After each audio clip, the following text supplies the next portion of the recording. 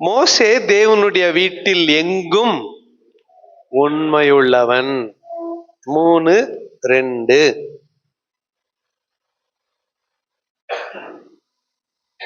மோசே தேவனுடைய வீட்டில் எங்கும் உண்மையுள்ளவன். கொஞ்சம் கவனிங்க.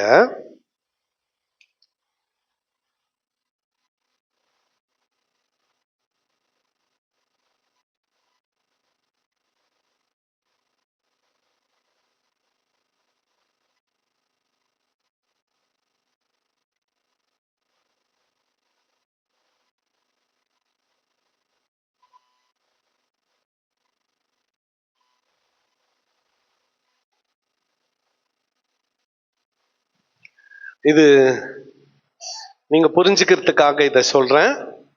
எல்லாம் கவனிக்கிறீங்களா? எல்லாரும்? இதை புரிஞ்சுக்கிறதுக்காக சொல்றேன். இது தேவனுடைய வீடு. மோசே இது வழியா உள்ள போறாரு. மோசே, இது பிதாவுடைய ரூம். யார் வீடு இது? பிதாவுடைய ரூம். மோசே வந்துக்கிறாருன்னு எங்க மீட் பண்ணுவாங்க மோசேவும் பிதாவும்? பிதா இந்த ரூம்ல இருந்து எங்க வந்துருவாரு? ஹாலுக்கு வந்துருவாரு. பிதா பெரியவர்ன்றதுக்காக ஒரு பெருசா போட்டுக்கிறேன். மோசேவை சந்திக்க பிதா எங்க வந்துருவாரு? சொல்லுங்க, எங்க வந்துருவாரு? ஹாலுக்கு வந்துருவாரு. ஆமா தானே? பெட்ரூம்லயா சந்திப்பாரு? மீட்டிங் ஹாலுக்கு வந்துருவாரு. ஆமா, இந்த வீட்டுல மோசே எங்கும் உண்மை உள்ளவன். எல்லாம் மோசே கை கீழத்தான். கறி வாங்க போறது மோசே தான். 25 கேஜி கறி வாங்கிட்டு 30 கேஜின்னு கணக்கு கொடுக்க மாட்டான். 220 ரூபாய்க்கு வாங்கிட்டு 250 ரூபான்னு சொல்ல மாட்டான். 1 லிட்டர் பெட்ரோல் போட்டு 3 லிட்டர் பெட்ரோல் போட்டேன்னு சொல்ல மாட்டான்.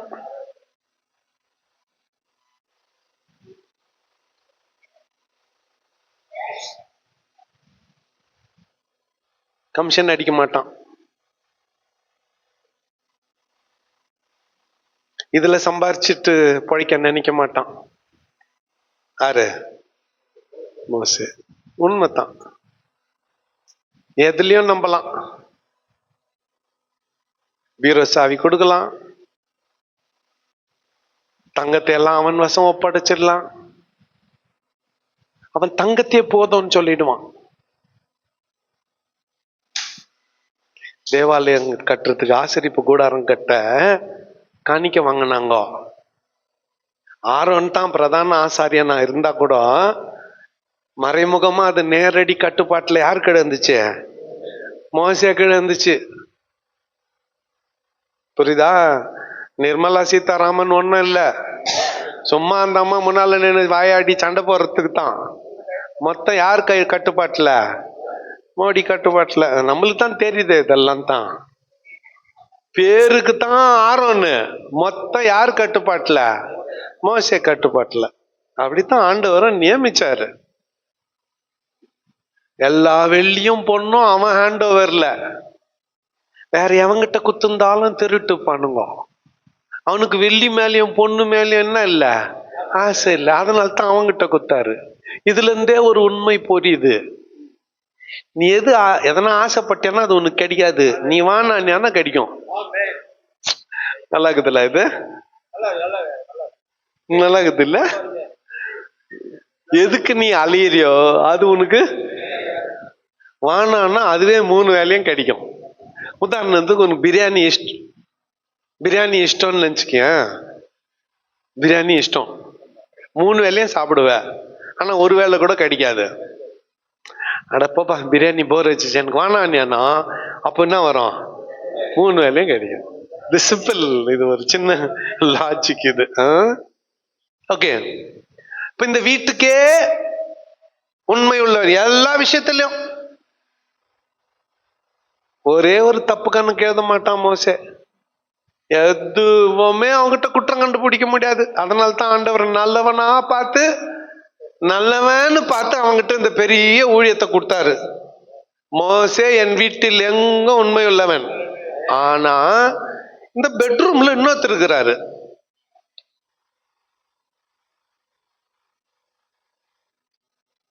இவர்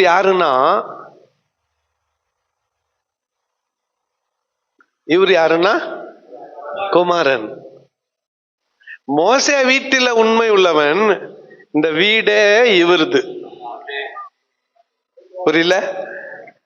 வீடே யாருது? வேலைக்காரனே உண்மையா இருந்தா வீட்டுக்கு ஓனர் எப்படி இருப்பான்? புரியல? வேலைக்காரனே உண்மையா இருந்தா வீட்டு ஓனர் எப்படி இருப்பான்?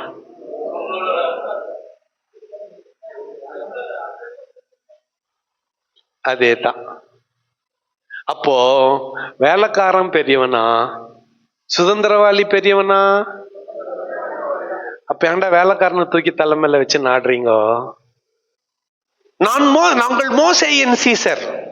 இவனுங்க சொன்னது நாங்கள் மோசேயின் சீடர். முதல்ல சொன்னானுங்க ஆபிரகாமின் பிள்ளைகள் நாங்கள்னு. இவர் சொன்னாரு உங்களை ஆபிரகாமின் பிள்ளைகள் என்று சொல்ல தொடங்காதிருங்கள்னு. யோவான் ஸ்நானகனே நெத்தி அடி குத்துட்டு போயிட்டான். யோவான் ஸ்நானகனே குத்தான், தலைமையில ஓங்கி ஒரு அடி. எவனாவது ஆபிரகாமின் குமாரன் உரிமை பாராட்டுன்னு வந்தீங்க, மத்த பேருக்கும் ஜெயில் தாண்டானா. அதை சொல்றதை விட்டானுங்க. என்னன்னு சொன்னாங்க? நாங்கள் மோசேயின் சீடர். பெருமை இதுல. நீங்கெல்லாம் மறைக்கிறத பார்த்தா அந்த உதாரணத்தை சொல்லணும் போலகுது. சொல்றேன். பிறவி குருடன் யோவான்ல. யாரு? பிறவி குருடன். ஏசுநாதர் சேர் உண்டாக்கி போயிட்டு சிலோவாம் குளத்துல கழுவுன்ட்டாரு. அன்னைக்கு வேணா பண்டிகை ஆயினுக்குது. பிரதான ஆசாரியன் மட்டும் தான் அன்னைக்கு குளத்துல இறங்கணும், வேற யாரும் இறங்கக்கூடாது. அவன் இறங்கி வேலை பண்ணுகிறாரு. தங்க குடத்துல தண்ணி மொண்டு படிய கழுவின்கிறாரு. ஆரோகண சங்கீதங்களை சொல்லின்கிறாரு. அன்னைக்கு இவனை பார்த்து ஜனக்கூட்டம் கூட்டிட்டு இருக்குது. ஏசுநாதர் சொல்றாரு என்னன்னு, போய் சிலோவாம் குளத்துல கழுவுன்ட்டாரு. இவன் போயிட்டுன்னா யாரும் இறங்கக்கூடாது. இவன் இறங்கிட்டான். தண்ணியை முண்டு கழுவுனா கண்ணு வந்துடுச்சு. குதிக்கிறான். எல்லாருடைய கவனமும் பிரதான ஆசாரியன் மேல இருந்து யார் மேல திரும்பிடுச்சு? குருட மேல திரும்பிடுச்சு. குருட நல்லா ஆனானோ இல்லையோ, அங்கிருந்து ஒரு சத்தம் கேக்குது, ஓ தாகமாய் இருக்கிறவர்களே நீங்கள் யாவரும் என்னிடத்துல வாருங்கள்னு. எல்லாருடைய கவனமும் குருட மேல இருந்து யார் மேல போயிடுச்சு? இவனுக்கு எப்படி இருக்கும்? பிரதான ஆசாரியனுக்கு எரிச்சலா இருக்கும். இதுதான் அந்த அங்க இருக்குது. என்ன பண்ணாங்க? நேரம் அவங்க வீட்டுக்கு போனாங்க. அவங்க அப்பா அம்மாவை கூப்பிட்டாங்க. சொல்லுங்க நடந்தது என்ன சொல்லு. அவங்க அப்பா அம்மா சொன்னாங்க, அவன் சின்ன பையன் இல்ல, அவனே வளர்ந்தவனாக்கிறான், எது வந்தாலும் அவனே கேட்டு தெரிஞ்சுக்குங்க. நீங்க எவ்வளவு ப்ராடுங்கன்னு எங்களுக்கு தெரியும். இன்னைக்கு நேத்தா உங்களை பாக்குறோம். என் புள்ளைய தினந்தோறும் உங்க தேவாலயத்துக்கு முன்னால தானே கூட்டணும் வந்து பிச்சை எடுக்க விட்டேன். அப்பெல்லாம் தெரியல அவன் யாருன்னு. அவன் கண்ணு தெரியாத தடவின்னு இருந்தப்ப அவன் யாருன்னு தெரியல. இப்ப கண்ணு வந்துட்டு வந்து அவன் யாருன்னு எங்களே கேட்க வந்தீங்களா? எங்களை விட்டுருங்க, அவனையே கேட்டுருங்க. அவனை கூப்பிட்டாங்க. கூப்பிட்டு நீ எப்படி சுகமாக்குன ஆன சொல்லு, நீ எப்படி சுகமான சொல்ல. சேர் உண்டாக்குனாரு, கண்ணில் பூசினாரு, குளத்துல கழுவ சொன்னாரு, கழுவுன சுகமாயிட்டேன். இவ்வளவுதான் எனக்கு தெரியும். இந்த 2 வகையான ஸ்டூடெண்ட்டுங்க. ஒண்ணு கோடிட்ட இடங்களை நிரப்புக, ஒரு வார்த்தையில பதில் சொல்லும், அந்த பதில் நச்சுன்னு இருக்கும். இன்னொரு ஸ்டூடெண்ட் இருக்கும், சுத்தி சுத்தி கதை அடிக்கும், பதிலே இருக்காது அதுல.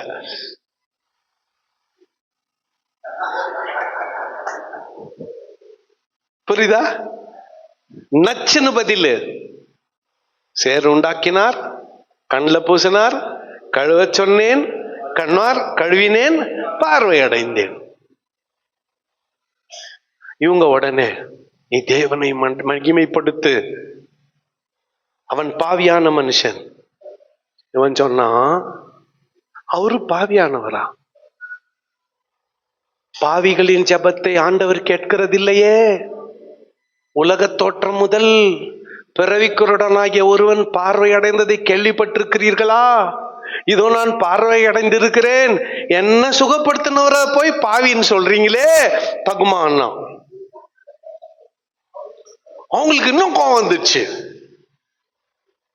திரும்ப இன்னொரு முறை விசாரிச்சாங்க பாரு. இந்த முறை என்னன்ட்டான், நான் முன்னமே சொன்னேன், நீங்க கேட்கல, திரும்பி திரும்பி அவரை பத்தியே கேட்டுனுக்குறீங்க. உங்களுக்கு அவருக்கு சீசர் ஆகணும்னு விருப்பம் தான் சொல்லுங்க, நான் சொன்னா அவர் கேட்பாரு, நான் ரெக்கமெண்ட் பண்ணா அவர் கேட்பாருன்ட்டோம். அப்பதான் இவனுங்க சொன்னானுங்க, நாங்கள் மோசேவின் சீடர், நாங்கள் மோசேவின் சீடர். முற்றிலும் பாவத்தில பிறந்த நீயா எங்களுக்கு புத்தி சொல்வதுன்னு அவனை தள்ளிட்டு போயிட்டாங்க. இத்தான் இந்த ஆசாரியர் இந்த புத்தகத்தை எழுதின ஒரு மனசுல வச்சுக்கிட்டாரு. டேய், நீங்க இந்த மோசே உண்மை உள்ளவனா புடிச்சுன்னு அடிங்கிறீங்கோ, அந்த வீட்டுக்கே உரிமையாளர் இயேசு கிறிஸ்துடா, அவர் மோசே விட பெரியவரு. இப்ப புரிஞ்சிச்சா? அவர் யாரு? மோசேவிலும் பெரியவர். ரைட். இப்போ இந்த மோசேக்கும்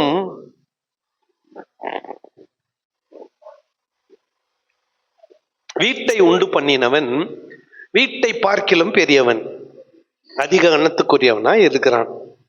அதே போல மோசேயை பார்க்கிலும் இவர் அதிக மகிமை பொருந்தியவராய் பாத்திரராய் இருக்கிறார்.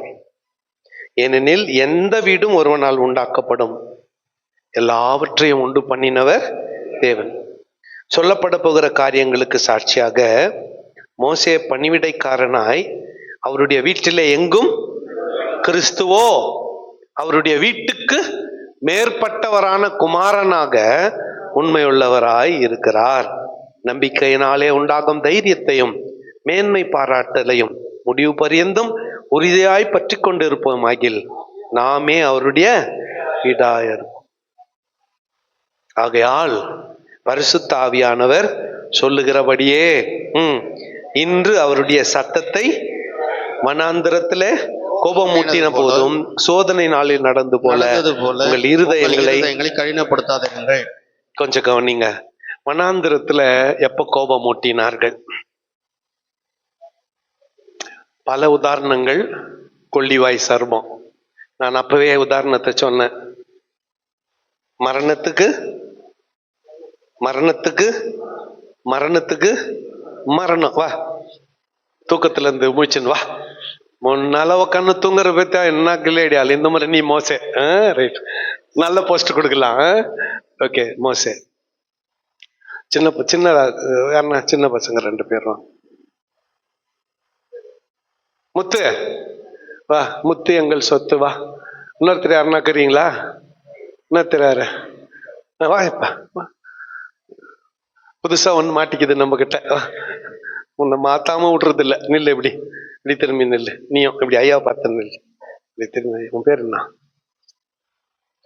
ஸ்ரீகாந்த். ஓகே, இப்போ கரெக்டா சொன்னா? ஸ்ரீகாந்த் தானே? ஓகே. நான் எனக்கு கொஞ்சம் காது கேட்கறது இல்ல. நீ ஒன்னு நீ கரெக்ட், நான் தான். ஓகே, இது மோசே. இது உண்மையான பாம்பு, கொள்ளிவாய் சர்வம். இது வெண்கலத்தால செய்யப்பட்ட பாம்பு. கொஞ்சம் இப்படி ஒருத்தர் பார்த்து நில்லுங்க. இது உண்மையான பாம்பு, கொள்ளிவாய் சர்வம். இது வெண்கலத்தால செய்யப்பட்ட பாம்பு. சரிதானா? வாயா, நீ தான் கரெக்டா இல்லவா? இது அனகொண்டா. இவரை பாம்பு கடிச்சிச்சு. கடிச்சது எது? இது உண்மையான பாம்பு இவரை கடிச்சிச்சு.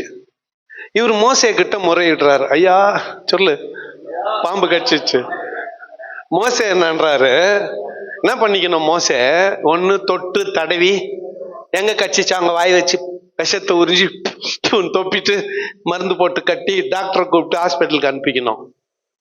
அங்கிருந்தே டைரக்ஷன் கொடுக்குறாரு, இத்த பாருன்னு.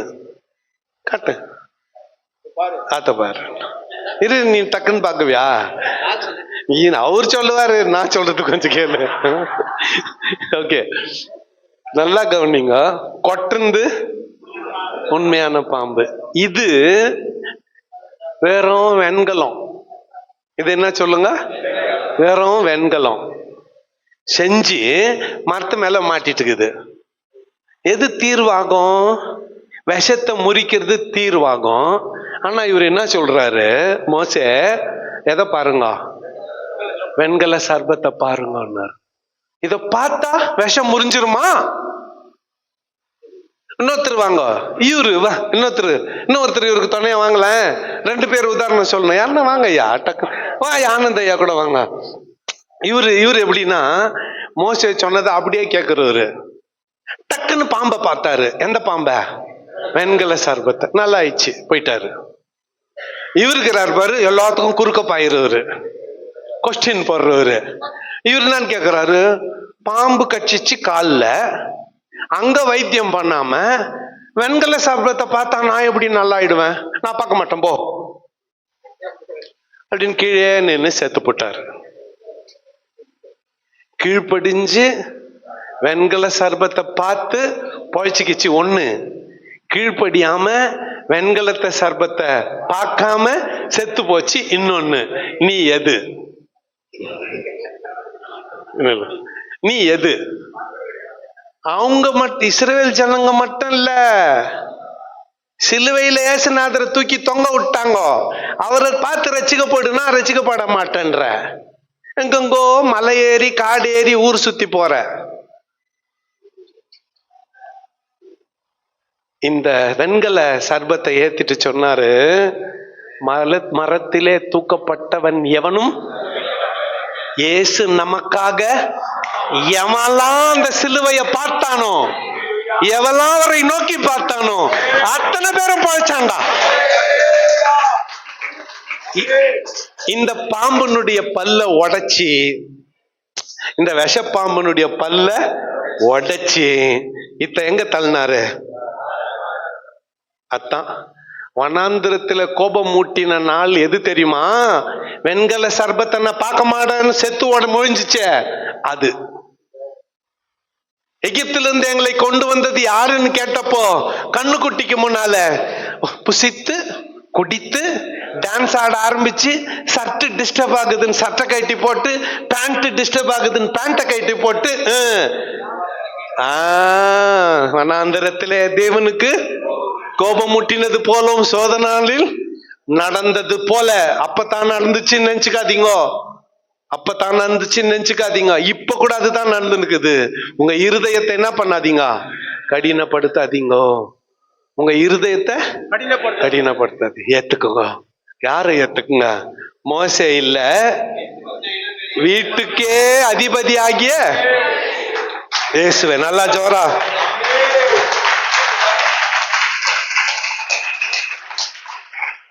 பரிசுத்த ஆவியானவர் சொல்லுகிறபடியே இன்று அவருடைய சத்தத்தை கேட்பீர்களே ஆகில், வனாந்திரத்தில் கோபம் முட்டின போதும் சோதனை நாளில் நடந்தது போலவும் உங்கள் இருதயங்களை, அங்கே உங்கள் பிதாக்கள் என்னை சோதித்து என்னை பரீட்சை பார்த்து 40 வருஷம் என் கிரியைகளை கண்டார்கள். கவனிங்களேன் இந்த வார்த்தைய. 3 நாள் தண்ணியில் அதை நடக்கிறாங்க. ரெவிதீம் ஞாபகம் இருக்கா? அதை கடந்து மாறா கிட்ட வந்துட்டாங்க. எங்க வந்துட்டாங்க? மாறா கிட்ட. அங்க வந்த உடனே தண்ணி இருக்குது, அதை மொண்டு குடிச்சா என்ன? கசப்பு, மரணம். கசப்பு இல்ல, என்னது? மரணம். மோசே கிட்ட ஜனங்க முறையிட, மோசே ஆண்டவர்கிட்ட முறையிட, அங்க ஒரு மரத்தை ஆண்டவர் காமிச்சாரு. அந்த மரத்தை வெட்டி எதை எதை எதை இப்ப மொண்டு குடின்னு சொல்லல, மரத்தை வெட்டி தண்ணியில போட்டு அந்த தண்ணி என்ன பண்ணாரு? சுத்திகரிச்சார். அந்த தண்ணி என்னவா மாறிச்சு? அங்கதான் ஆண்டவர் சொன்னார், ஆண்டவர் நியமத்தை ஏற்படுத்தி என்ன என்ன பண்ணாதீங்க, சோதிச்சு பார்க்காதீங்க. பாறையிலிருந்து தண்ணி வர வச்சதும் நான் தான், மாறாவின் தண்ணீரை மதுரமாக்கினதும் நான் தான், உங்க கூடவே பயணித்த நித்திய கண்மலை நான் தான். என்ன டெஸ்ட் பண்ணாதீங்கோ, என்ன சோதிக்காதீங்கோ. என்ன சோதிக்காதீங்கோ. அங்கே உங்கள் பிதாக்கள் என்னை சோதித்து என்னை பரீட்சை. மாறாவின் அண்டையிலே, அங்க வார்த்தை இருக்கா, மாறாவின் அண்டையிலே நீங்கள் என்னை சோதித்தது போல 40 வருஷ காலம் என் கிரியைகளை கண்ட. எப்படி கண்டாங்க 40 வருஷம்? எல்லாம் ஃப்ரீ, எல்லாம் இலவசம். இது யார்கிட்ட தான் சொல்லுங்க? ஆண்டவர்கிட்ட தான். இதுல ஒரு பிரச்சனையும் ஒண்ணுக்கு, இது ஃப்ரீயா குத்தா அதுக்கு என்ன தருது இல்ல, மதிப்பு தருது இல்ல. ஆமா தானே? நான் இந்த ஐயா ரட்சிப்பு அவர் இலவசமா குத்துட்டாரு பாரு, அதுக்கு மதிப்பு தரல. உதாரணத்துக்கு இப்படி சொன்னார்னு வச்சுக்கோங்களேன், உருண்டுனே வேளாங்கண்ணிக்கு வரணும்னு சொல்லியிருந்தாருன்னு வச்சுக்கோங்க, அத்தனை பேரும் உருண்டு இருப்போம். நம்ம கஷ்டமான ஒண்ணு செஞ்சா செய்யறதுக்கு இஷ்டம், ஈஸியான ஒண்ணு செஞ்சா கஷ்டம். நாகமான் போனான், எலிசா என்ன சொன்னா, 7 முறை யோர்தான்ல முழுங்கி அனுச்சுக்கோ. இவனுக்கும் என் ஊர்ல இல்லாத நதிகளா, நத்தச்ச யோர்தான்ல நான் முழுகணுமா? நான் முழுக மாட்டேன். கூட இந்த ஒருத்தன் சொன்னா, பிரதானி நல்ல ஆலோசனைக்காரனை கூட வச்சுக்கணுமே, எப்பவுமே மொக்கிங்களை வச்சுக்க கூடாது, துராசனை சொல்றவங்களை வச்சுக்க கூடாது, நல்ல ஆலோசனை சொல்றவங்கள கூட வச்சுக்கணும். அவன் சொன்னான், ஐயா கஷ்டமான ஒன்ன சொல்லியிருந்தா செஞ்சிருக்க தானே, கடினமான ஒரு காரியத்தை சொல்லியிருந்தா செஞ்சிருப்ப தானே. ஈஸியான ஒண்ணு சொன்னாரு, செஞ்சுதான் பாத்துறேன், முங்கித்தான் ஏஞ்சுக்குவேன், என்ன ஆகுது ஒரு வாட்டி, எவ்வளோ கஷ்டப்பட்டோம், இது ஒரு சின்ன வேலை செஞ்சுதான் பாரு. முறை உள்ள போனான், அப்படியே இருக்குது. 2வது முறை உள்ள போனான், அப்படியே இருக்குது. 6 முறை உள்ள போயிட்டு வந்தான், அப்படியே இருக்குது. 7வது முறை படா 6 முறை முங்கின ஒன்னா அவல, 7வது முறை முங்க மாட்டேன்னு போயிருந்தா குஷ்டராக்கியாவே போயிருப்பான். பாதி கீழ்ப்படிதல் அல்ல, முழுமையான கீழ்ப்படிதல் தான் கீழ்ப்படிதல். 7வது முறை ஏஞ்சான், சிறு குழந்தையினுடைய சரீரம் போல அவனுடைய சரீரம் மாறி போச்சு. இல்ல, அரிதான காரியத்தை செய்ய ஆசைப்படுகிறோம், லகுவான காரியத்தை செய்ய மாட்டோம் என்கிறோம். மலைய புடுங்கி இங்க இந்த பக்கம் நட்டுனா செய்யறோம், ஏசுநாதரை ஏத்துக்க மாட்டேன்றோம். இன்னைக்கு உலகம் அப்படித்தானே போயின்னு இருக்கு. அவரை விசுவாசினா நான் முடி கொடுக்கறேன், மூட்டையா காணிக்க போடுறேன், அங்க வரேன், அதெல்லாம் அவர் கேட்கல. நீ பாவி என்பதை அறிக்கை செய், விட்டுவிடு, ஆண்டவருடைய பிள்ளையா மாறிடு, நீ ரட்சிக்கப்படுவாய். அவரை விசுவாசி. அதுக்கு இஷ்டம் இல்லை. உங்கள் பிதாக்கள் என்னை ஆலோசித்து பரீட்சை பார்த்து 40 வருஷம் எல்லாம் இலவசம்னு சொல்ல வந்தேன்ல. ஆண்டவர் மாதிரி ஃப்ரீயா எதையும் குத்தவர் இந்த உலகத்தில் யாருமே இல்லை. உதாரணத்துக்கு இவங்க 40 வருஷம் குளிர் பிரதேசத்துல நடக்க போறாங்க. முன்னதாக ஆண்டவருக்கு தெரியும், எல்லார்கிட்டையும் ஒரு கம்பளி குத்துட்டு இருந்தாருன்னு வச்சுக்கோங்களேன், எப்படி இருந்துக்கும்?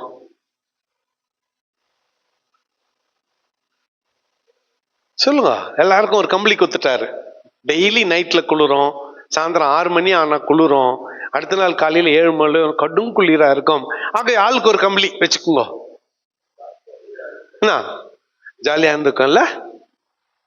சொல்லுங்க, ஆமா தானே? இந்த டிசம்பர் கம்பளி குத்தலாமா எல்லாருக்கும்? கிறிஸ்துமஸ் முன்னிட்டு குத்துத்தான் ஆகணும். கம்பளி குத்தலாமா? அப்படி கம்பளி குத்துந்தா ஒண்டியா நடக்கிறதுக்கே இதுங்களுக்கு கஷ்டம். கம்பளியை தூக்கி நடந்திருக்க முடியுமா? சரி, கம்பளி ஒரு பக்கம், ஆளுக்கு 5 பேண்ட் 5 ஷர்ட் 2 ஜட்டி 2 பனின்னு, ஒரு 2 ஷூ 2 செருப்பு, 40 வருஷம் பயணம், ஒரு 5 டை, ஒரு 5 கோட்டு இவருக்கு எக்ஸ்ட்ரா, ஏன்னா கோட்டில் இருக்கிறாரு இல்ல. இது ஷேவிங் செட்டு, சோப்பு எல்லாம் ஒரு பெரிய பாக்கெட், ஒரு பெரிய மூட்டை குத்துந்தா ஒரு 40 வருஷம் இதே வச்சுன்னு பார்த்துக்கோ அப்படின்னு இருந்தா அப்போ சந்தோஷப்பட்டிருக்கோங்க இதுங்க. ஆமா தானே? ஆனா 40 வருஷம் நீ பயணத்துல இருப்பிய, துணியை தூக்கி நீ எப்படி சுத்தி நிப்ப? கிட் பேக மாட்டின்னு எங்க அவன் என்ன மாதிரி இழிச்சவன் அவனா குத்தா அவங்ககிட்ட குத்துட்டு அவன் பொண்டாட்டி சந்தோஷமா இப்படி நடந்திருக்குவா. என்ன புருஷனுங்கெல்லாம் நம்புறது இல்லாத பொண்டாட்டி தான் சேர்த்து தூக்கின்னு போய்க்கணும். வெளிநாட்டுக்கு போனா 2 சூட்கேஸ் எடுத்துன்னு போறான். யா ஒன்னு எந்த ஒண்ணு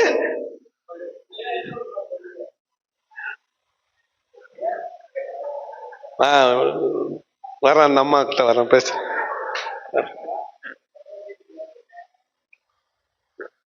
நம்மளது சுமக்கிறதே கஷ்டம். சுமையெல்லாம் எல்லாத்தையும் எடுத்துட்டு எவ்வளவு லகுவாக்கிட்டார் பத்தியா, எல்லாம் லகுவாக்கிட்டார். உதாரணத்துக்கு ஓகே, உங்க வீட்டுல எத்தனை பேர் ஐயா? 5 பேர். மாசத்துக்கு எத்தனை கிலோ அரிசி வேணும்? 20 கிலோ. ஒரு மாசத்துக்கு 20 கிலோ, 5 கிலோ அரிசி 5 பேருக்கு பத்தாது, 30 கிலோ. ஒரு வருஷத்துக்கு 240 கிலோ.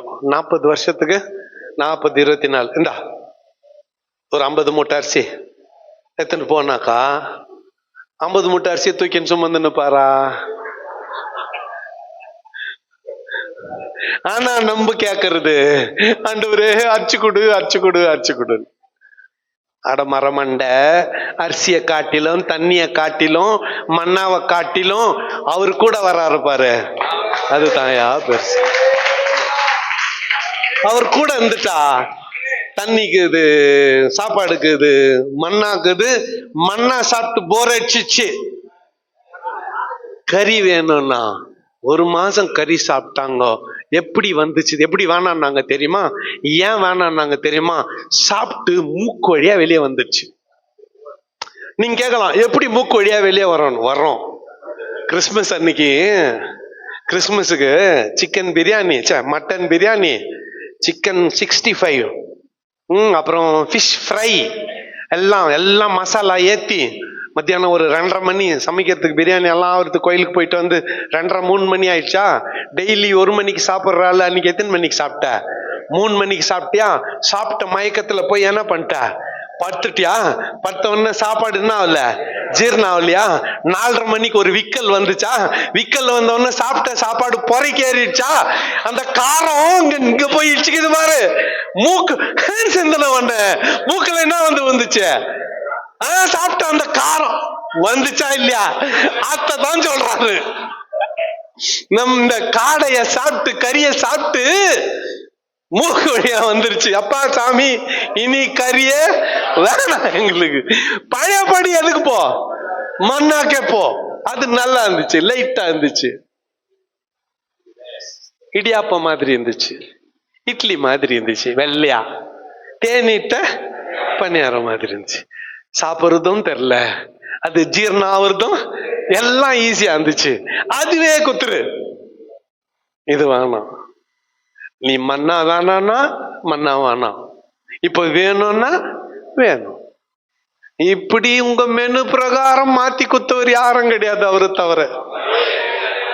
நீங்க விரும்பினாலும் விரும்பா காட்டியும் களி கரவாட்ட குழம்பு இப்போ பானா போட்டன் கிருபையா என்ன பண்ணிட்டுக்கிறேன், கொஞ்சம் வெள்ளை சோறு செஞ்சு வச்சுக்கிறேன், அது வானான்றங்க, இதை வாங்கிக்கோங்க. அந்த கிருபைய அவர்கிட்ட இருந்து என்ன கேட்டுச்சு?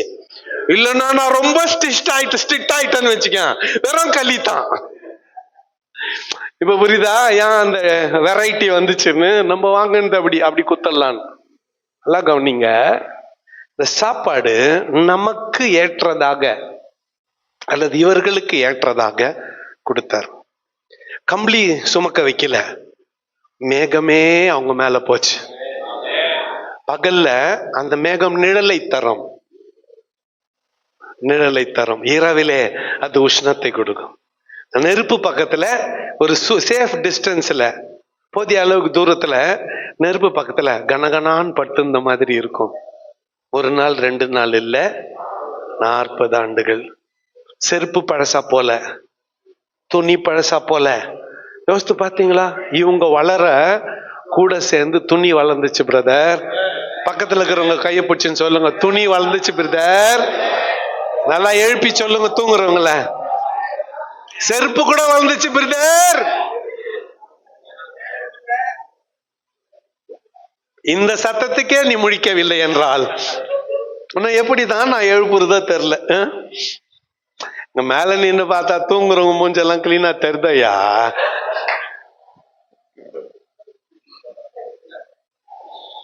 அன்புள்ள ஆண்டவரே, என்னை காப்பாத்து, என்னை மட்டும் இவங்க கிட்ட இருந்து காப்பாத்து. இப்படி எல்லாம் நடத்தியும் தூங்குறாங்களே. பவுல் பிரசங்கம் பண்ணியிருந்தா என்ன பண்ணிருப்பாங்க? ஐநையா வந்து எல்லாம் செத்து இருப்பாங்களே.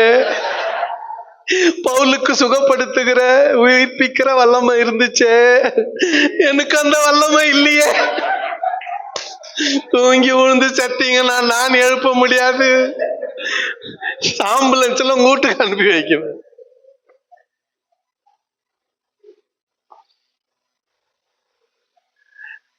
வேற எதுல சோதிச்சாங்க? ஆண்டவர் பறிச்ச தண்ணியில, சாப்பாட்டுல, அவங்க தினசரி வாழ்க்கையில இப்படியெல்லாம் ஆண்டவரை அவர்கள் சோதித்தார்கள்.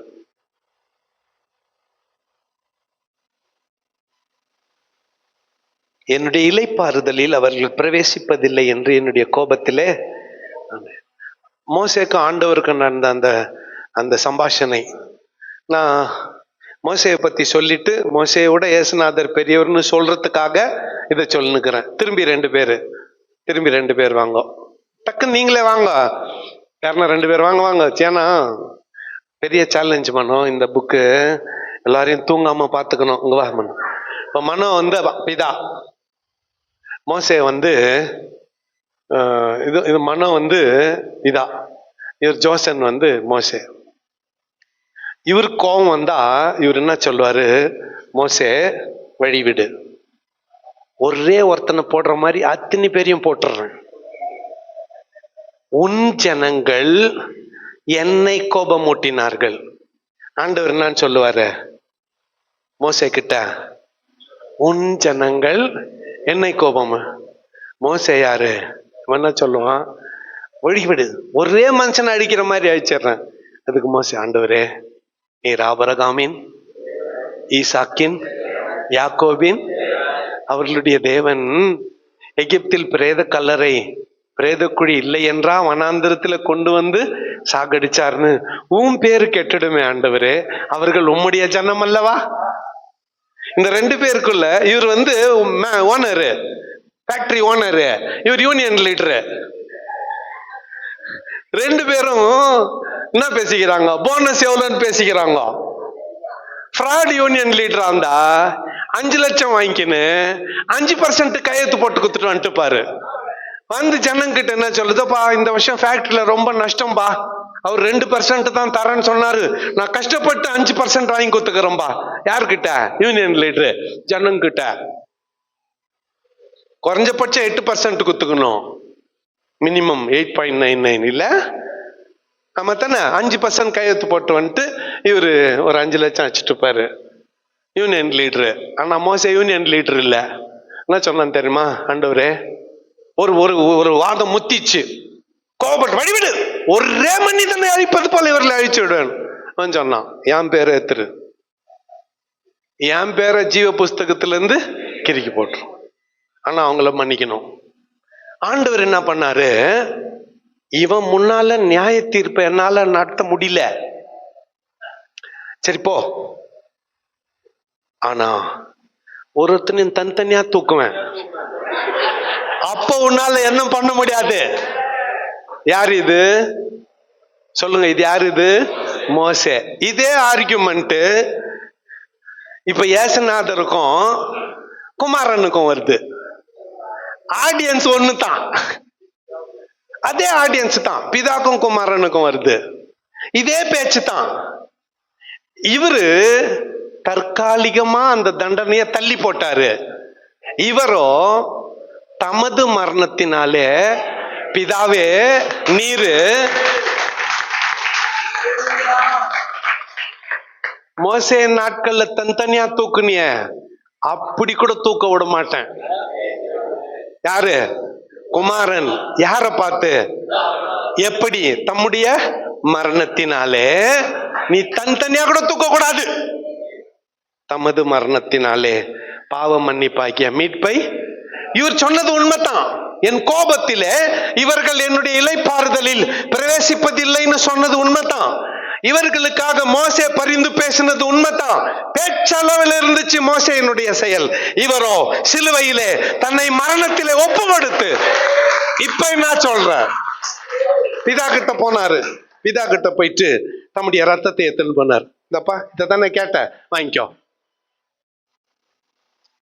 அன்னைக்கு உயிர்த்தெழுந்த அன்னைக்கு காலையில மரியாதை பார்த்து என்ன தொடாத, இன்னும் நான் பிதாவினிடத்திலும் தேவனிடத்திலும் ஏறி போல, நான் போய் என் வேலையை முடிச்சுட்டு வரேன்ட்டு பிரதான ஆசாரியன் வேலையை முடிச்சுட்டு ரத்தத்தை தெளிச்சு, தம்முடைய சொந்த ரத்தத்தை தெளிச்சு பரிகாரம் பண்ணிட்ட பிறகு, இப்ப பிதாவே நீ நினைச்சா கூட ஒருத்தனையும் தூக்க முடியாது, எல்லாரும் மேலையும் யார் ரத்தத்தை நான் தெளிச்சிட்டேன். இவ்வளவு நேரம் மோசையை பத்தி, பிதா பத்தி, ஏசுநாதர் பத்தி பேசணும். இப்ப நம்மளை பத்தி பேசலாம். நம்ம கதி என்ன, நம்ம என்ன நிலைமையில இருக்கிறோம்? என்ன நிலைமையில இருக்கிறோம்? நம்ம செஞ்ச பாவத்துக்கு 100 முறை தூக்கு தண்டனையும் ஒரு 5000 முறை ஜாட்டையடியும் குத்துக்கணும். ஒண்ணு 100 முறை தூக்குல போட்டுக்கணும். ஒண்ணு அவ்வளோ பண்ணிக்கிற, கொஞ்சம் நஞ்சமா பண்ணிக்கிற. ஆனாலும் போனா பட்டம் மன்னிச்சிரு, போனா பட்டம் விட்டுரு. இதுக்காகத்தான் நான் ரத்தத்தை சிந்தினேன், இதுக்காகத்தான் சிலுவையில நான் மறிச்சேன், இதுக்காகத்தான் என் ஜீவனை கொடுத்தேன். இன்னொரு வாட்டி மன்னிச்சிராண்டார்.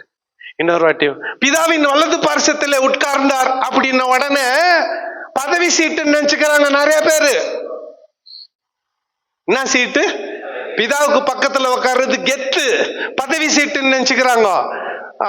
முண்டம் பதவி சீட்டுக்கு உட்காரல, உன்னை என்னைய உட்கார்ந்து காப்பாத்தின்னுக்கிறாரு. நாம பண்ண பாவத்துக்கு பிதா மேல இருந்து மறைக்கிறாரு. வெட்டின்னு சொல்றாரு. டாடி கோவப்படாது, டாடி கோவப்படாது. My blood, my blood, my brother. பிஷப்பா இருந்தா கூட மை பிஷப், மை 420. பர்கிவ், மன்னிச்சிரு. இப்போ ஒப்பீட்டுல ஆமா ஜீவ புஸ்தகத்துல இருந்து என் பேரை எடுத்துருன்னு சொன்னா, இவரோ ஜீவ புஸ்தகத்துல என் பேரை என்ட்ரி கொடுக்க தாம் பேரை கிறுக்கிட்டார். அவன் கிறுக்கி போடுன்னு சொன்னா இவர் உண்மையாவே கிறுக்கிட்டாரு. எப்படின்னு சொல்றேன் கேளுங்க. பிதாவே இவர்களுக்கு மன்னியும், தாங்கள் செய்கிறது இன்னதென்று சொன்னதும் அகில உலகத்தின் பாவமும் குமாரன் மீது சுமர்த்தப்பட்டது. பிதாவாகிய தேவன் பாவத்தை பாராத சுத்த கண்ணன், குமாரனாகிய பரிசுத்த ஆவியானவர் பாவத்தை பாராத சுத்த கண்ணன். பிதா தான் மூஞ்ச திருப்பிக்கினாரு, பரிசுத்த ஆவியானவர் மூஞ்ச திருப்பிக்கினாரு. சிலுவையிலிருந்து என் தேவனாகிய பிதாவே, என் தேவனாகிய பரிசுத்த ஆவியானவரே, ஏன் என்னை கைவிட்டீர்னு தன் வாழ்நாள்ல முதல் முறையா தன் பிதாவை பார்த்து தேவனேன்னு சொன்னாரு. அப்படின்னா அவருடைய பெயர் தற்காலிகமாக ஜீவ புஸ்தகத்திலிருந்து கிறுக்கப்பட்டுச்சு. உன் பேரும் என் பேரும் ஆதார் கார்டு வந்துச்சோ இல்லையோ, எலெக்ஷன் கார்டு வந்துச்சோ இல்லையோ, பிபிஎல் கார்டு வந்துச்சோ இல்லையோ, பரலோக கார்டுல வந்துச்சு. உயிர்த்தெழுந்து தம்முடைய ரத்தத்தை செலுத்தின பிறகு ஆட்டோமேட்டிக்கா குமாரனாய் வீட்டுக்கே ஓனர் ஆயிட்டாரு. இந்த செயலால பிதாவுக்கு சமமாய் இருக்கிறதை கொள்ளையாடின பொருளை எண்ணாமல் தம்மை தாமே வெறுமையாக்கி அடிமையின் ரூபம் எடுத்து மனுஷ சாயலானார்.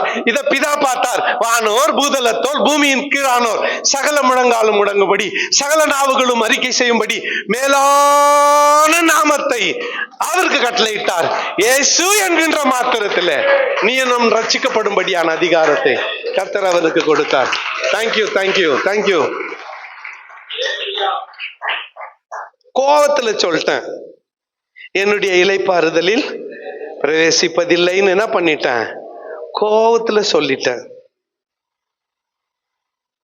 சகோதரரே, ஜீவனுள்ள தேவனை விட்டு விலகுவதற்கு ஏதுவான அவிசுவாசம் உள்ள பொல்லாத இருதயம் உங்களில் ஒருவனுக்குள்ளும் இராதபடிக்கு நீங்கள் எச்சரிக்கையாயிருங்க. உங்களுக்குள்ள பொல்லாத இருதயம் வேண்டாம்.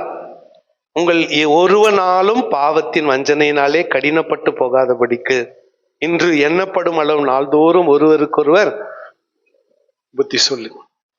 நாம் ஆரம்பத்திலே கொண்ட நம்பிக்கை முடிவு பறிந்து உறுதியாய் பற்றி கொண்டிருப்போம் ஆகில் கிறிஸ்துவனிடத்தில் பங்குள்ளவர்களாயிருப்போம். இன்று அவருடைய சத்தத்தை கேட்பீர்களாகில் கோபமூட்டுதலில் நடந்தது போல உங்கள் இருதயங்களை கடினப்படுத்தாதிருங்கள். 4ஆம் அதிகாரம் 1 வசனத்துக்கு வரும் பொழுது, ஆனபடியினாலே அவருடைய இளைப்பாறுதல் பிரவேசிப்பதற்கு ஏதுவான வாக்குத்தத்தம் நமக்கு உண்டாயிருக்க உங்களில் ஒருவனும் அதை அடையாமல் பின்வாங்கி போனவனாக காணப்படாத படிக்கு பயந்திருக்க கடவோம்.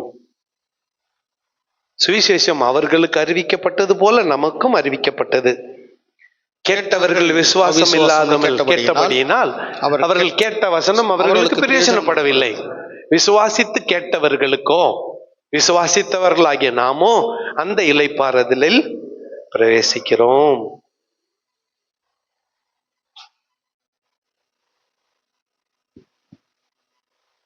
நான்காம் வசனத்தை வாசிக்கலாம்.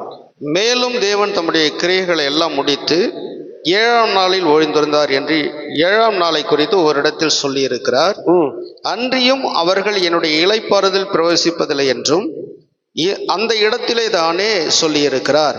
ஆகையால் சிலர் அதில் பிரவேசிப்பது இன்னும் வரப்போகிற காரியமாய் இருக்கிறபடியினாலும் சுவிசேஷத்தை முதலாவது கேட்டவர்கள் கீழ்ப்படியாமலே அதில் பிரவேசியாமற் போனபடியினாலும் இன்று அவருடைய சத்தத்தை கேட்பீர்களாகில் உங்கள் இருதயங்களை கடினப்படுத்தாதிருங்கள் என்று வெகு காலத்திற்கு பின் தாவீதின் சங்கீதத்தில் சொல்லி இருக்கிறபடி இன்று என்று சொல்வதினாலே பின்னும் ஒரு நாளை குறித்திருக்கிறார். ஓகே, இத திரும்பவும் அவங்களே கூட்டின்னு இருந்தா எப்படி? வேற யாருன்னா 2 பேர் வாங்க, யாருன்னா 2 பேர் வாங்க.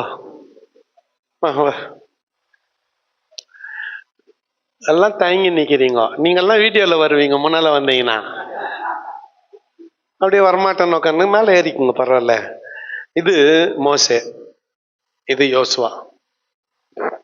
நல்லா கவனிங்க. என்னுடைய இளைப்பாறுதலில் பிரவேசிப்பதில்லை என்று வேறொரு நாளை குறித்து கர்த்தர் சொல்லி இருக்கிறாரு. ஆனா யோசுவாவின் தலைமையில இவங்க எங்க பிரவேசிச்சுட்டாங்க? கானானுக்குள் பிரவேசிச்சிட்டாங்க. இவங்க என்ன நினைச்சாங்க?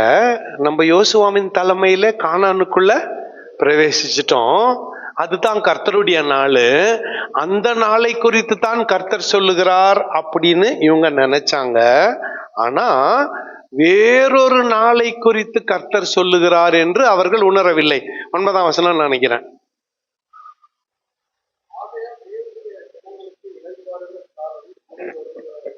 ம் 8ஆம் வசனம் ஐயா, மன்னிக்க.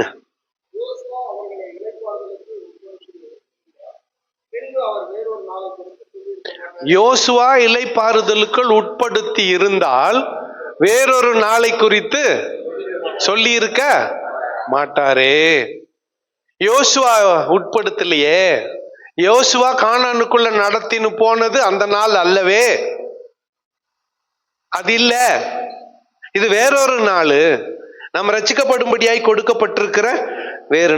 ஆகையால் தேவனுடைய ஜனங்களுக்கு இளைப்பாறுகிற காலம் இனி வருகிறதா இருக்கிறது. ஏனெனில் அவருடைய இளைப்பாறுதலில் பிரவேசித்தவன் தேவன் தம்முடைய கிரியைகளை முடித்து ஓய்ந்தது போல தானும் தன் கிரியைகளை அளித்து. நல்லா கவனிங்க.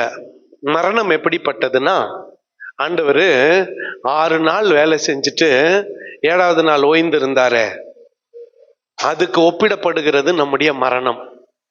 இவங்க கதையை முடிச்சு அனுப்புறேன். இவர் யாரு? மோசே. மோசேயின் தலைமையில கானானுக்குள் இவங்க பிரவேசிச்சுக்கணும். ஜனங்க மோசைய கோபம் மூட்டினாங்க. 10 கட்டளைய போட்டு உடைச்சிட்டாரு. கண்மலைய பார்த்து பேசுனா 2 முறை அடிச்சிட்டாரு. கானானுக்குள் இவர் பிரவேசிக்கல. போயிடுங்க. யோசுவா மோசேக்கு கைக்கூலி, இப்படிதானே சொல்றாங்க. அரசியல் வார்த்தை இல்லை இப்ப இது.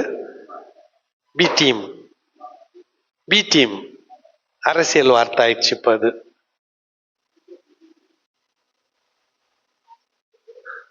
மோசேக்கு கையாளு, மோசேயுடைய மாணவர், மோசேயோட உதவிக்காரன், மோசே கூடவே இருந்தவன். இவன் தலைமையில கானானுக்குள் அது நிலைப்பாறுதல் இல்லை.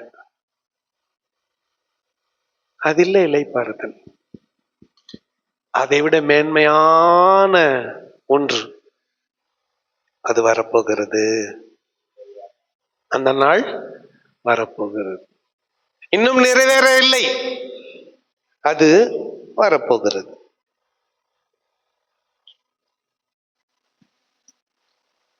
ஆகையால் அந்த திருஷ்டாந்தத்தின்படி ஒருவனாகிலும் கீழ்ப்படியாமையினாலே விழுந்து போகாதபடிக்கு நாம் இந்த இலைப்பாறுதல் பிரவேசிக்க ஜாக்கிரதை.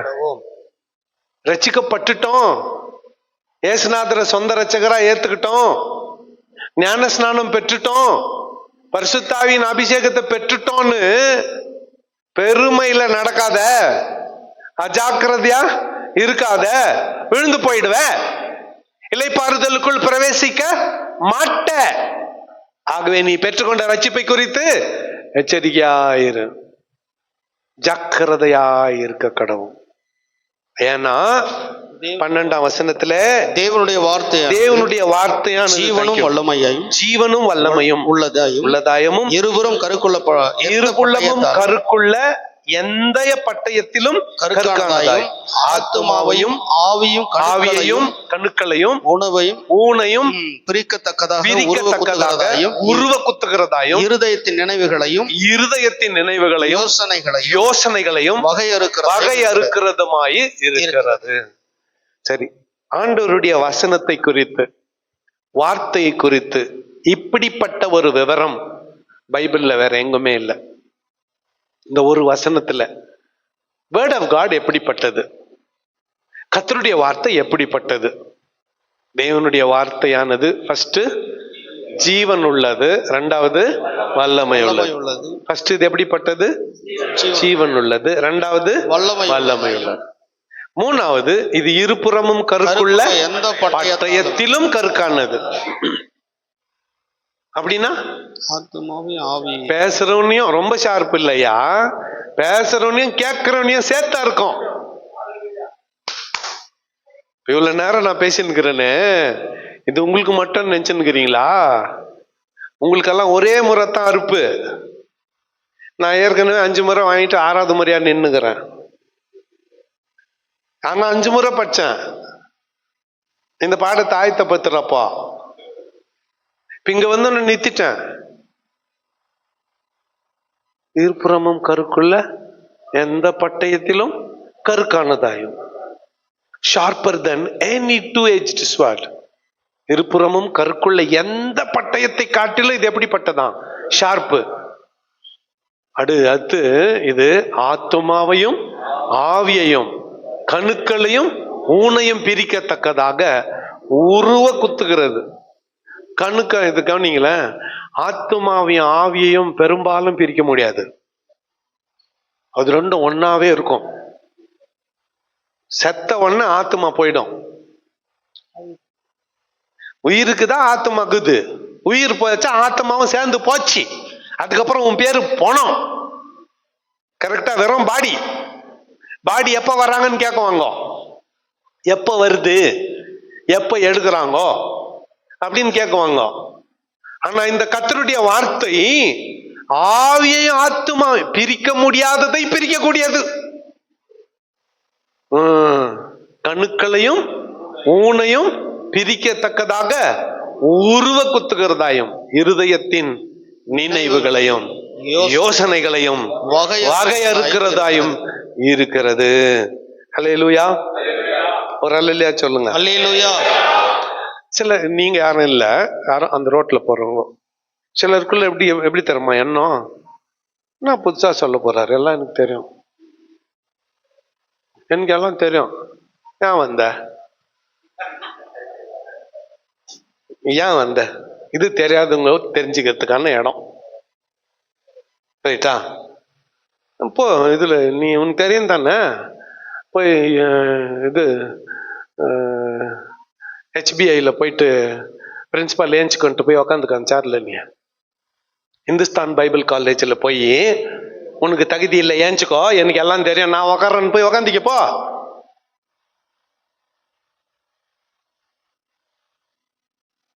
தயவு செஞ்சு ஆட்டிடியூட் மாத்திக்கணும். யோசனைகளையும் நினைவுகளையும் வகையறுக்கிறது கர்த்தருடைய வார்த்தை. என்ன நினைச்சுக்கிற நீ? உனக்கெல்லாம் தெரியுமா? உனக்கெல்லாம் தெரியுமா? போன மாசம் இன்னைக்கு எனக்கே இது தெரியாது. போன மாசம் எபிரேயர் பாடம் எடுக்கணும்னு சொல்லிட்ட பிறகுதான் நானே உக்காந்தேன் முழுசா படிக்க. அப்பதான் தெரிஞ்சுக்கிட்டேன். அதுக்கு முன்னால மேலோட்டமா தெரியும். ரோமர் மாதிரி ஒரு புக்கு இதுன்னு தெரியும். அப்ப எனக்கு எல்லாம் தெரியும் தயவு செஞ்சு சொல்லாத. ஆதியாகமம் 1:1 ஆதியிலே வார்த்தைக்கு அர்த்தம் தெரியாது உனக்கு. இதுதான் உண்மை. No one can define in the beginning. சென்டென்ஸே இல்ல. ஆதியிலன்றது ஒரு முழு வாக்கியமே இல்ல. ஆதியிலன்னா என்ன சொல்லு பாப்போம். பிஹெச்டிங்கெல்லாம் டாக்டருங்கெல்லாம், நான் ஏற்கனவே டாக்டர் எல்லாம் முடிச்சுக்கிறேன், கம்பவுண்டர் வேலைக்கு வந்துக்கிறீங்க. இப்போ டாக்டர் முடிச்சுட்டு ஆயா மருந்து கொடுக்குற வேலைக்கு வந்துக்கிறப்பா? நீ தான் டாக்டர் ஆச்ச. ஏன் இப்படி பேசினுக்கிறேன்னா, கேள்விப்பட்டேன் நீங்க பங்கார்பேட்ல பேசுந்த.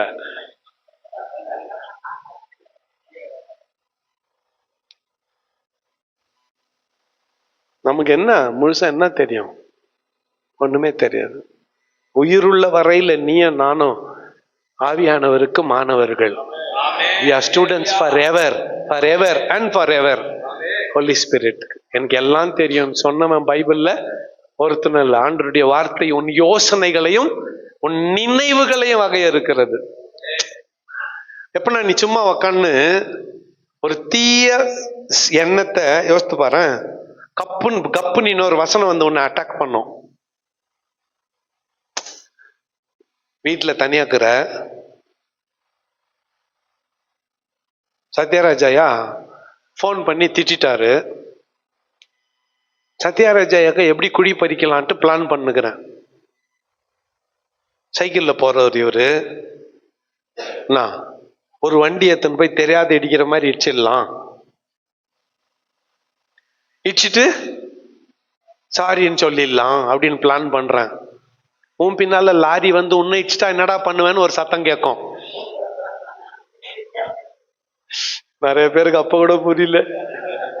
சைக்கிள்ல போற சத்யராஜாயாவ நான் ஸ்கூட்டர்ல போய் இடிக்கலான்னு பிளான் பண்ணிப்பேன். அப்போ ஒரு சத்தம் கேட்கும், பின்மூல பேசும், என்னன்னு, ஒரு லாரி வந்து உன்னை இடிச்சிட்டா என்னடா பண்ணுவேன்ட்டு. உடனே சைக்கிள்ல போறவர் இடிக்கிறத நிறுத்திடணும் நீ. அதுதான் இருதயத்தின் நினைவுகளையும் யோசனைகளையும் வகையறுக்கிறது ஆண்டவருடைய வார்த்தை. 13ஆம் வசனம் எல்லாம் சேர்ந்து வாசித்து முடிச்சிடலாம். அவருடைய பார்வைக்கு மறைவான சிருஷ்டி ஒன்றும் இல்லை, சகலமும் அவருடைய கண்களுக்கு முன்பாக நிர்வாணமாயும் வெளியரங்கமாய் இருக்கிறது. அவருக்கே நாம் கணக்கு ஒப்புவிக்க வேண்டும். அவருடைய பார்வைக்கு மறைவான சிருஷ்டி சகலமும் அவருடைய கண்களுக்கு முன்பாக நிர்வாணமாயும் வெளியரங்கமாயும் இருக்கிறது. அவருக்கே நாம் கணக்கு ஒப்புவிக்க வேண்டும். அவருக்கே நாம் கணக்கு ஒப்புவிக்க வேண்டும். அவருக்கே நாம் கணக்கு ஒப்புவிக்க வேண்டும். எல்லாம் கொஞ்சம் கவனிங்க.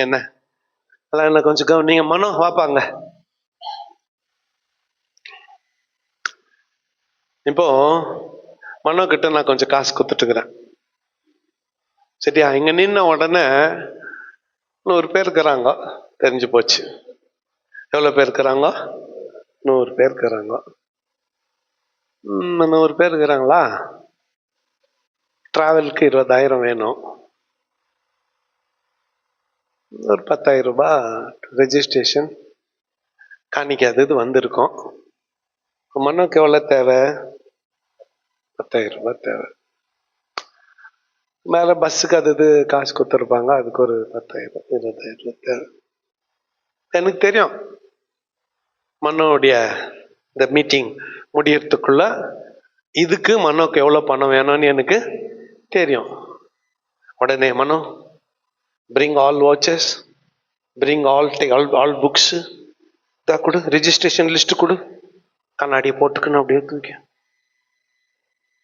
கமல்நாதன் இருக்கிறாரா? இருக்கிறார். சத்யராஜ் இருக்கிறாரா? இருக்கிறார். ஞானராஜ் இருக்கிறாரா? இருக்கிறார். காலேப் கொஞ்ச நாள் காணும், நிக்கிறாரா? இருக்கிறார். இதை பார்த்து என்ன பண்ண போறேன்? எண்ணி போட்டு அத்தான் அதர்சமா வந்துச்சே. எண்ணி போட்ட பணியாரம் தெரியுமா? கதை தெரியுமா? தெரியாதாச்சும். அதிர்சத்துக்கு மாவு பாவு எடுக்கிறாங்க. பாவு எடுத்துட்டோம், டேக்ஸா ஃபுல்லா என்ன இருக்குது?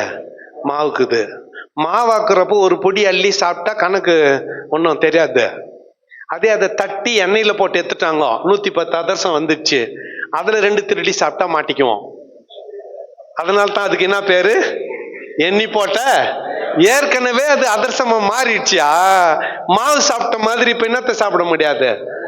100 பேர் இருக்கிறாங்க, என்னத்த இதுல என்ன கூப்பிட்டோமா நான் லிஸ்ட் பாத்துக்கின்னு ஜெராக்ஸுக்கு எவ்வளோ ஆச்சு, எத்தின் பென் வாங்கின, 3 ரூபாய் பென்னு அத்தை கூட கொடுக்காத நிறுத்திட்டீங்கன்னு எல்லாம் திட்டின்னுங்கிறாங்க. நீயும் கொடுக்க மாட்ட, அவங்களும் விட மாட்டாங்க. உங்க 2 பேருக்கு சென்டர்ல மாட்டிக்கின்னு நான் தான் பிரச்சனை.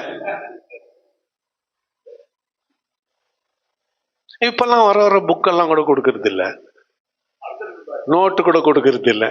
நீ தான் வாங்கி உங்க பேர பள்ளிக்கு எத்தன்னு போறியா? இத பார்த்துட்டு தான் கொடுக்கல. நிறைய பேர் ஏதுறதே இல்ல, ஏன் கொடுக்கணும்? ஏதுறவங்க பெண்ணு நோட்டோட வந்துடுறாங்க.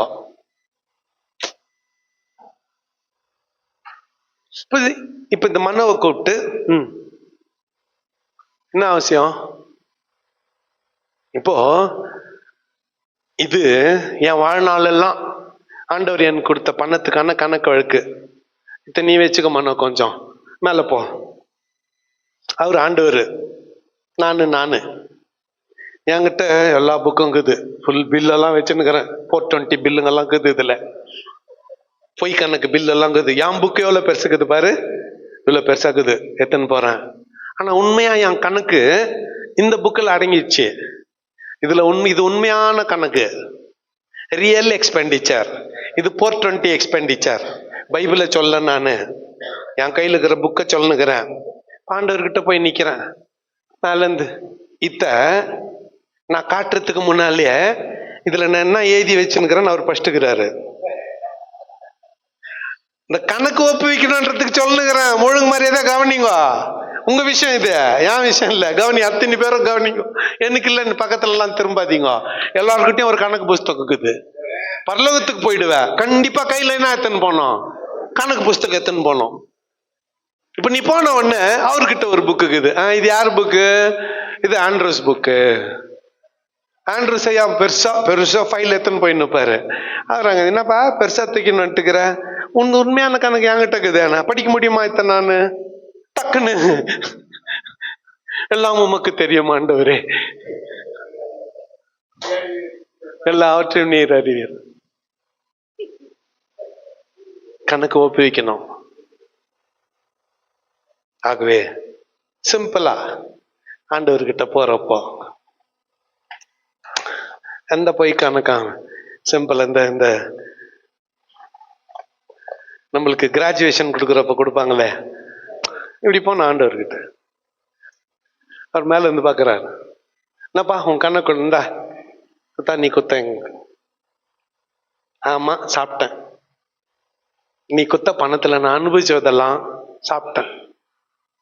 கார்ல போனேன், ஹோட்டல்ல தங்கினேன், இல்லைன்னு மாடாட்டம் உழைச்சேன், சாப்பிட்டேன், கஷ்டப்பட்டேன், அனுபவிச்சேன். அதுக்கு என்ன ஜெயில போட போறியா? போடு. எப்போ? பொய் கணக்கு எழுதாது இருந்தா. ஆண்டவர்கிட்ட இருந்தாப்பா, இந்தா 3 பேரு மொத்தம் புதுசா கார் வாங்கணும்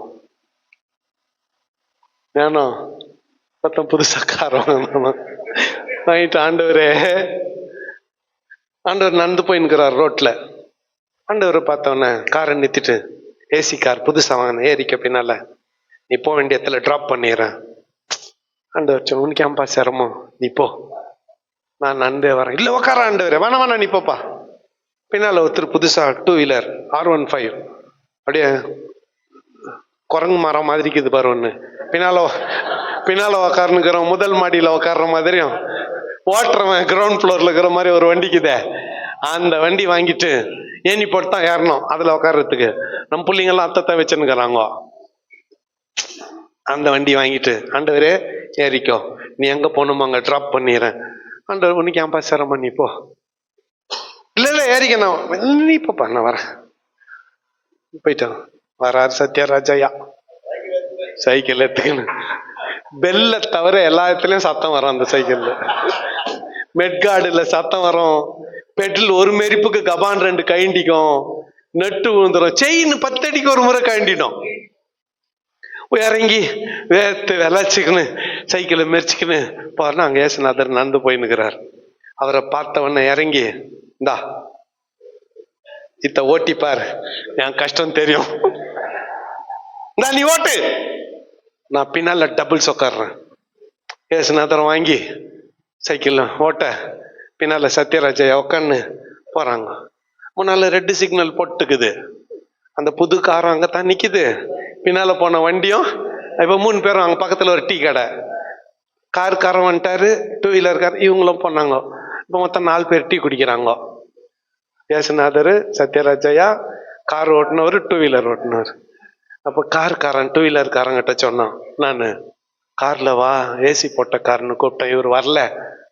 சைக்கிள் ஓட்டுன்னு சத்யராஜ் கூட பார்ட்னர்ஷிப்ல சைக்கிள் ஓட்டுன்னு வேத்து வெள்ளாச்சுன்னு வரா இருப்பாரு. வண்டிக்காரன் சொல்றான், நான் கூட கூப்பிட்டேன் வரல, இப்படி வந்துன்னுக்கிறாரு. அப்ப ஏசுநாதர் சொன்னார், ஆமாப்பா, நீங்க 2 பேரும் பின்னால உக்காந்து ஓட்டுறேன்னு சொன்னீங்க.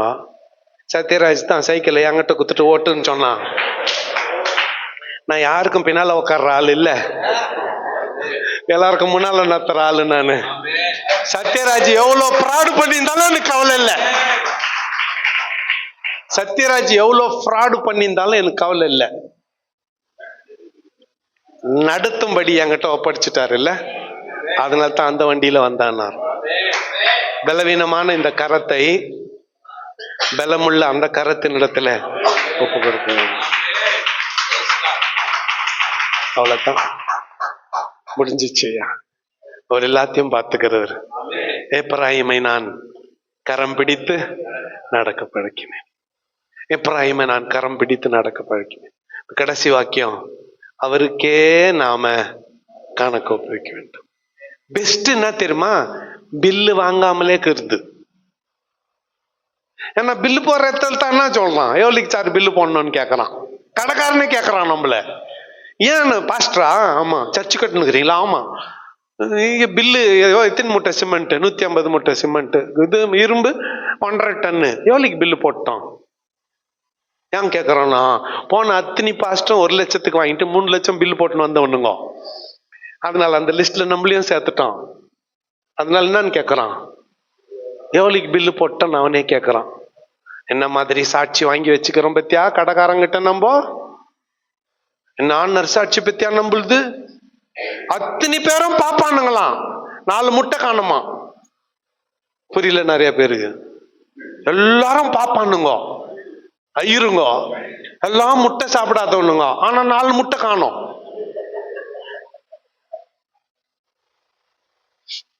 அவருக்கே நாம் கணக்கு ஒப்புவிக்க வேண்டும்.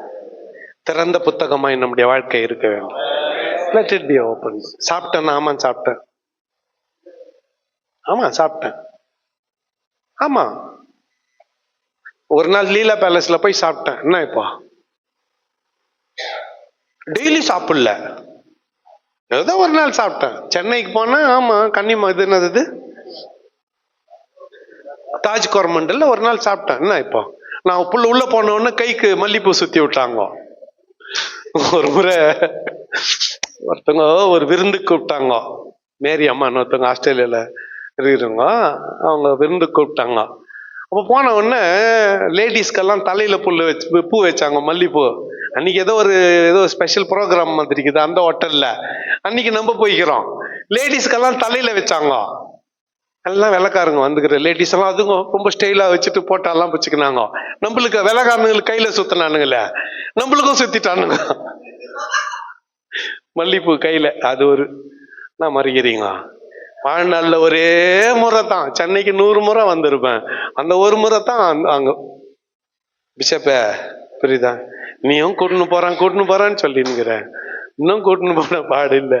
சரி ஆமாயா சாப்பிட்டேன், உழைச்சேன், சாப்பிட்டேன், ஃப்ராடு பண்ணல, ஏமாத்தல, பொய் கணக்கு எழுதல, ஆமா கஷ்டப்பட்டேன், சாப்பிட்டேன். நீயே தீர்ப்பு எழுதிக்கோ. அவர் என்ன பண்றாரு, அந்த புக்கை கொஞ்சம் பிரிச்சு பாரியாப்பா. பரவாயில்ல விடு. ஒரு 100 பேருக்கு பாக்குறாரு, பிரிச்சு பாக்குறாரு. அவர் உன் கணக்கை பார்க்கல, ரிசல்ட்டை பாக்குறாரு. அவர் உங்ககிட்ட குத்த கோடிக்கணக்கான பணத்தை பார்க்கல, ரிசல்ட்டை பாக்குறாரு. உலகமக்கா புத்திசாலிங்க 4 பைபிள் காலேஜ் ஸ்டூடெண்ட்ஸுங்க அவனுங்களே வச்சு நடத்தின இல்ல படா, இது ஒண்ணுக்கே நீ போ ஜாலியா இருவோன்ற. அப்படியாப்பட்ட ஸ்டூடெண்ட்டுங்களை ஆண்டவர் எனக்கு குத்துக்கிறாரு. புரியுதா? இப்போ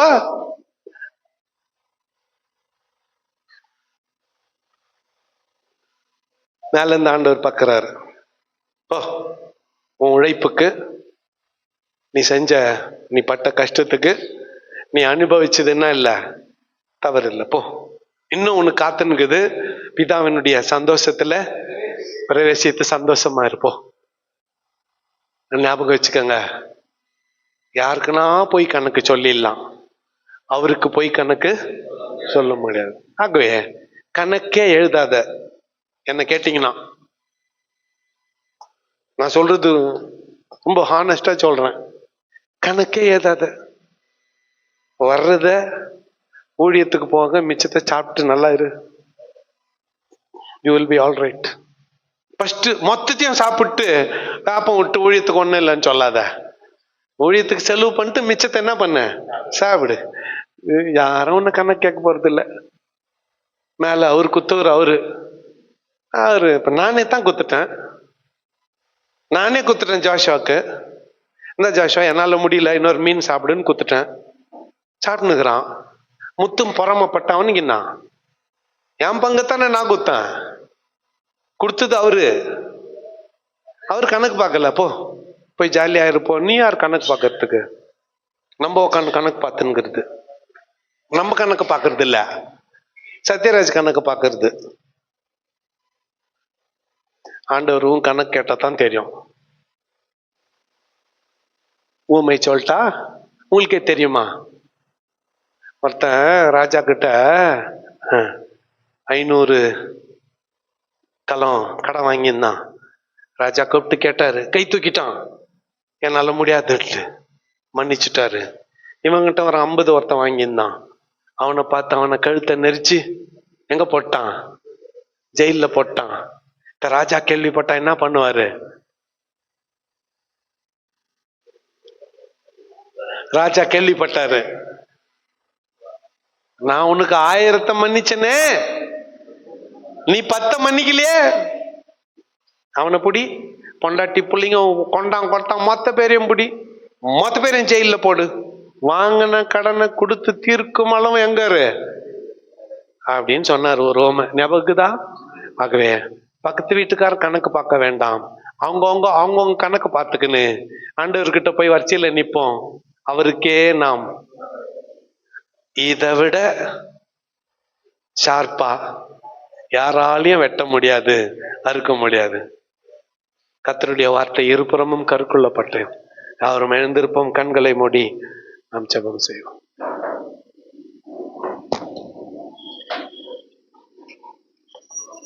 பிரேயர் பண்ணுங்க. பரிசுத்த பிதாவே, உம்முடைய குமாரனாகிய இயேசுவின் நாமத்தினால மனமகிழ்ச்சியான இந்த நல்ல மத்திய வேலைக்காக உமக்கு நன்றி.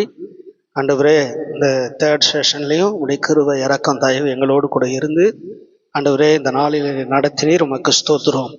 ஆண்டவரே, எபிரேயர் புத்தகத்திலிருந்து அருமையாக வேத வசனங்களை கர்த்தாவே விளக்கத்தோடு எடுத்து இந்த நாளிலே கர்த்தாவுடைய தாசர் மூலமாய் காண்பித்த எல்லா வெளிச்சத்துக்காக உமக்கு நன்றி. அந்த வெளிச்சத்தில் இன்னும் வெளிச்சத்தை காண எங்களுக்கு கிருபைகளை தரும்படி ஆண்டவருடைய கிருபை உள்ள பாதத்தை எங்களை அர்ப்பணிக்கிறோம். நிறைய பொறுப்பெடுத்துக்கொள்ளும், ஆசீர்வதியும். இயேசுவின் நாமத்தில் சுபிக்கிறோம் நல்ல பிதாவே, ஆமென்.